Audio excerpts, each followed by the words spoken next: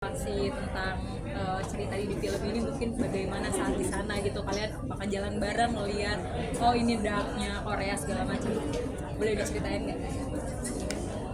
Silakan ada Paduannya nggak? Udah satu masalah dulu, silakan boleh bebas aja ya. mungkin gue jawab ya.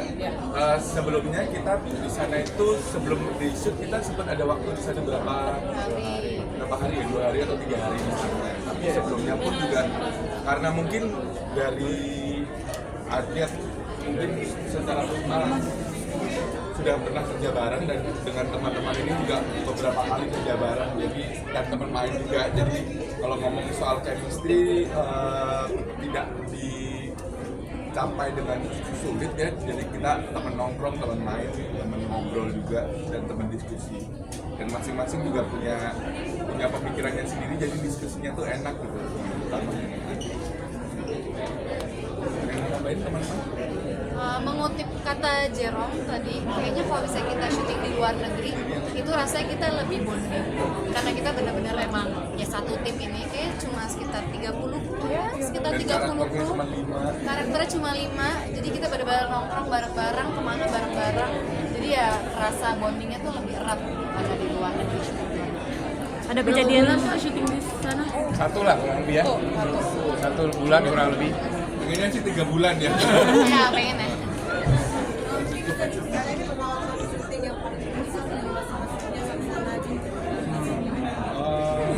Ya kalau saya sih pengalaman yang paling berkesan, kita pikirannya dari Indonesia ke Korea terus membayangkan Korea yang enak, asik, membayangkan dingin, pakai baju tebel segala macam. Ternyata di sana waktu kita syuting Korea suhunya bisa 36 sampai 37. Jadi lupakan itu baju-baju dingin, foto Instagramable, gambar-gambar bagus lupakan. Itu yang malah berkesan. Kak Jordi di sini kan ngerubah penampilan juga ya, rambutnya jadi pirang. Pertama kali ngeliat diri sendiri, di rambut merah tuh gimana kesannya?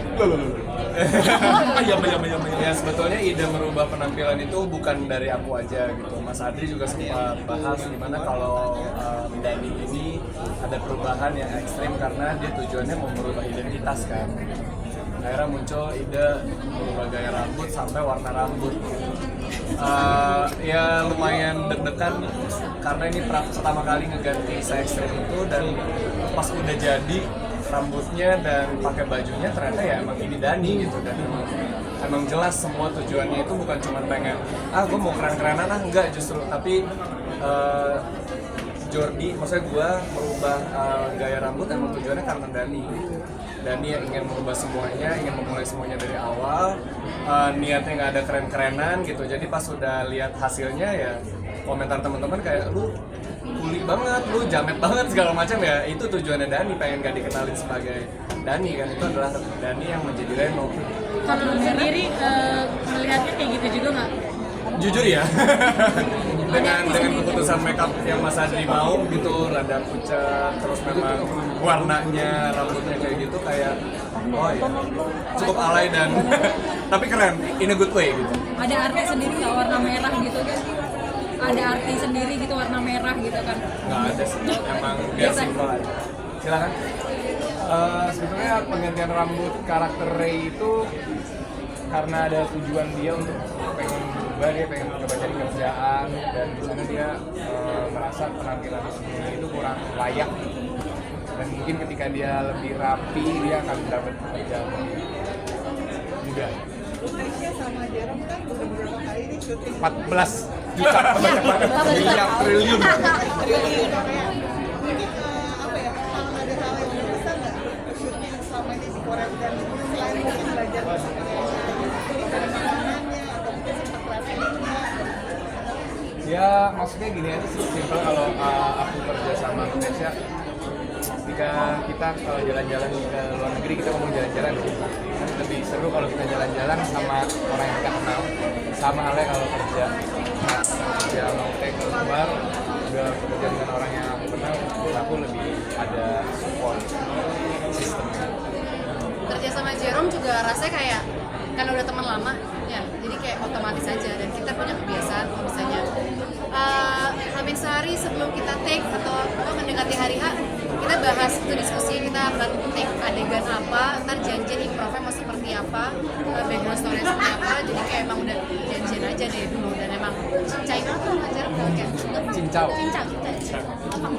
Kak Jordi, kan ada adegan kakak yang ditampar sama Kak Putri Marino, itu gimana saat syuting itu 14 kali beneran ditampar. atau retake-nya berapa kali atau ada sakit beneran apa gimana? Itu salah satu scene yang memorable karena banyak ornamen-ornamen yang kita temukan justru di set. Waktu reading kita cuman ya emosi aja, ternyata pas di set ada sedikit garnish tamparan dan ciuman dan segala macam.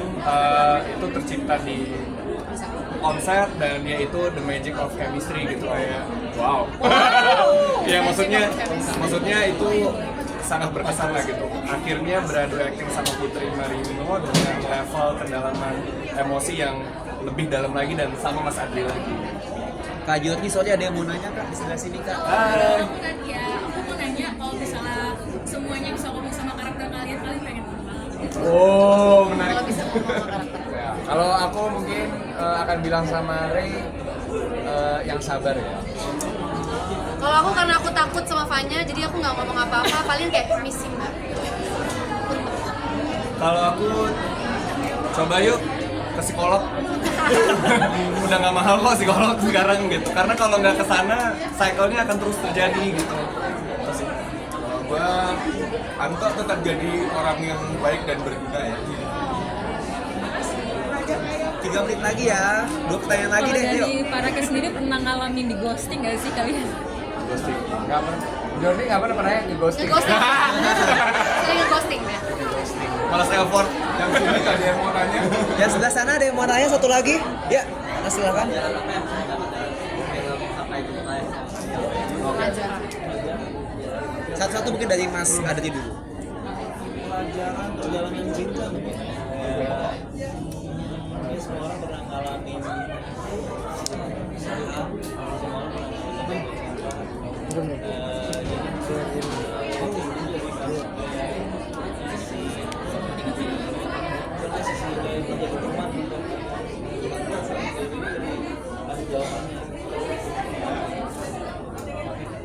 Mas Ya, yang namanya perjalanan hidup dan asmara pasti ada naik turunnya, bagaimana kita menyikapi dan memaknainya. Oh, dari aku berdamai sama masa lalu dan jangan salahkan apa-apa ke orang lain gitu. Coba lihat ke diri sendiri dan lakukan itu semua buat diri sendiri, jangan bergantung sama orang lain. Sama aku juga perjalanan cinta, mungkin kita fokus sama pasangan kita aja, tapi ujung-ujungnya yang megang kendali kan kita juga. Yang kalau misalnya ada toxic relationship cycle itu yang bisa memutus rantainya ya cuma kita. Di film ini banyak pelajarannya, salah satunya tidak semua orang itu patut untuk diperjuangkan. Sip ya. Bagus banget Kakak Jerem dari tadi. Bukan hal yang lilat kan dia ngomong gitu. Relate film. Badus. Pelajarannya kalau buat aku finding your own home again. No, sama ada satu lagi pelajaran bahasa Korea. Iya.